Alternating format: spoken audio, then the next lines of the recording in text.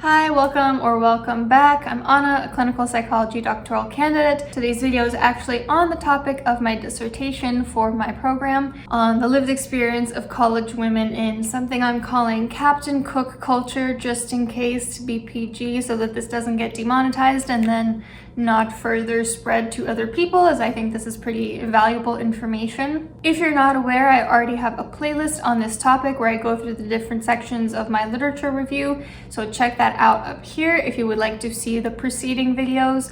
I do also want to mention that this video will be pretty short. It's just a section on the different intersectional variables of identity and how those play a role on college women's experiences in Captain Cook culture.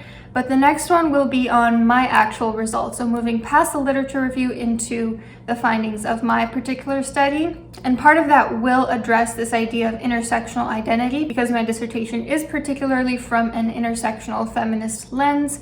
And so that is something that I will be exploring, the role of things like race and sexual orientation and socioeconomic status in the college participants that I spoke to and their experience in Captain Cook culture. So stay tuned for that if you would like. I just received the first round of edits from my chair about the results section and the outline of my discussion. And so I foresee that video will probably be out in about 2 months, so keep your eyes peeled for that. But today's video, let's get into how minorities in terms of different identity variables navigate Captain Cook culture. So the sections that I will discuss based on what I found in the literature will be race, sexual orientation, socioeconomic status, and religion. If it was not something that I mentioned, then it was not something that I stumbled upon in the literature. And if you can think of something like that, definitely put it in the comment section, because that would be interesting in terms of future directions for research in this topic. So starting with a discussion of racial minorities and how they tend to navigate Captain Cook culture. As usual, all the references are in the description box if you want to look into them more closely. So according to FAM, in a study in 2017, research on this type of culture too often centers on the white middle class straight college student experience. There's a lot of need for research on how minorities navigate this culture, because it does tend to be slightly more nuanced. For example, Black students are more likely than white students to deal with sexual stereotypes, and they're less likely to participate in Captain Cook culture unless there are available Black partners. So we definitely see this tendency for people to want to stay in group when picking out partners. There is some level of risk associated with going outside of your racial group to hook up with someone. Another possible reason for this is that minority students on primarily white campuses may feel like their actions will inadvertently represent their whole group, and so they may want to be slightly more wary in terms of not wanting to confirm someone's stereotypes about their particular group. For instance, the research talks about how there is unfortunately a stereotype of the hypersexualized Black woman, and sometimes that means that some Black women may not want to participate in Captain Cook culture, particularly because they do not want to fall in that trap of being seen in that way. Another interesting racial difference is that Black men and white men are more likely than Asian men to report that they are straight, despite the fact that they have had some experiences with people of the same gender. When we look more generally, a study by Allison and Rissman found that Black men were most likely to report casual encounters, while Asian men reported the fewest. For women, it was white women who reported the most, and then Black, Latina, Asian, or other race women. So as you can tell, the literature on the role of race for this is extremely limited, and that's one thing that I'm pretty proud of in my particular study, is that there was a little bit more of a discussion about the way that that plays into college women's experiences in Captain Cook culture. So when we get to that video, I hope it'll be interesting in adding to the literature on this topic. Now, when we talk about sexual orientation, a lot of interesting factors come up. First of all, there seem to be unique issues for sexual minority college students than for the general college students or for straight ones. The research on Captain Cook culture is glaringly heteronormative, so there have been some studies trying to look at minorities' experiences specifically. But there is a sense that Captain Cook culture is very catered towards straight college students, therefore kind of erasing the experiences of sexual minorities. Some studies found that LGBTQ college students are more involved in Captain Cook culture than straight ones, and that they go into these casual encounters at 75% the rates of straight students. Others suggest that sexual minority students actually don't really identify with Captain Cook culture because it is something very heteronormative and very catered towards straight people. And that even when they do participate in casual encounters, it's not in line with Captain Cook culture necessarily, because they're still challenging those heteronormative scripts that are set out for them, such as by placing a greater emphasis on communication, consent, and equality than you might see in a straight casual relationship. Additionally, queer students tend to have these encounters in different contexts than straight ones. For instance, they're less likely to come upon potential partners at frat houses where straight men are deciding the dynamics. Instead, they're much more likely to meet partners through apps such as Grindr, through other places, other clubs and bars that are not within necessarily the most heteronormative spaces. Sexual minority students are much more likely to meet their partners online than straight ones. The research also talked about how for these sexual minorities, Captain Cook culture can be a way for them to explore their identity and their orientation. And it's been theorized that for them, it's not only about the physical aspect, but also about intimacy and exploration. Now, something that we need to talk about in regards to this topic is performative. I'm trying to think how to say this without getting demonetized. When women perform physical encounters with other women for reasons that are not necessarily to do with their own intrinsic orientation, doing it as a performance, as it were. This is interesting because this is a phenomenon that's very much reported on in the literature. This idea of women performing being bi or performing having experiences with other women for specifically the male gaze. Studies vary in terms of how high they estimate these behaviors to occur, because it's really difficult to gauge whether someone's actually doing it because they want to or because they want to adhere to the male gaze. It's a very tricky thing to parcel out, and you can't just tell someone, oh, you're just doing this as a performance, when in all likelihood they could be doing it for themselves. But one study found that approximately half of college women have kissed another woman in public, and 30% of them identified as straight but still maintain some level of attraction to other women. Another study estimated that 18% of college women engage in public encounters with other women, although it's not known, obviously, how many of these are doing it because of the male gaze. It's really tricky because on one hand, college is a time that's framed as very much being for experimentation and exploration and partying, which could increase the amount of performative experiences that these women are having.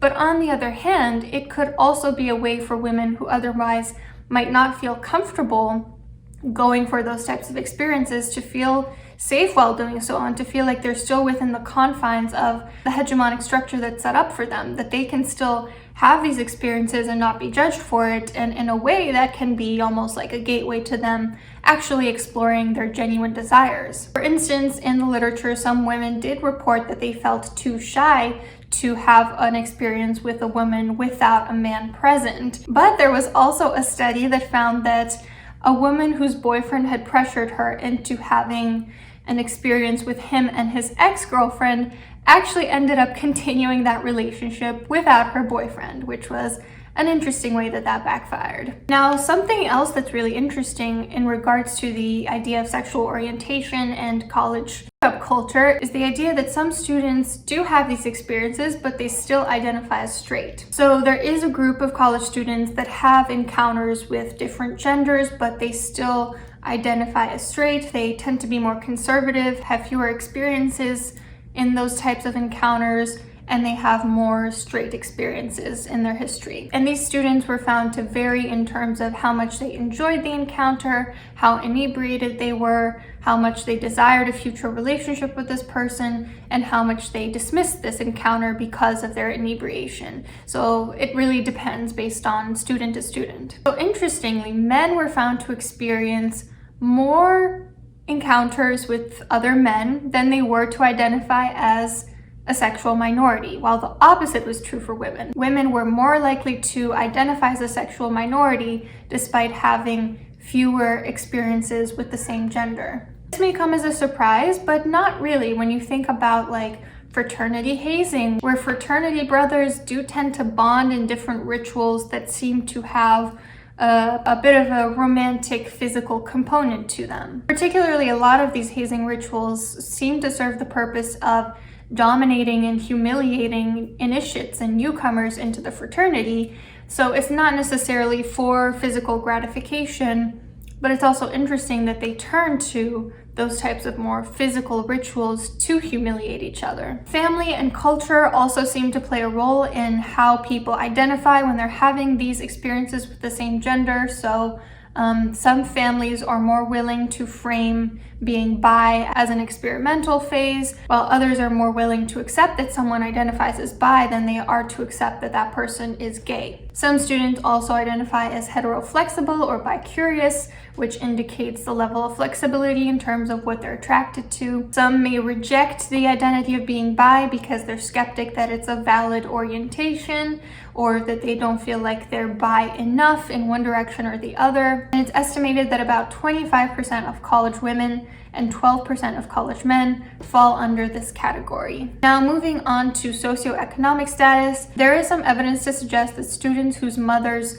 do not have a post-secondary education, so students who have less familial education, are less likely to participate in Captain Cook culture, which is interesting.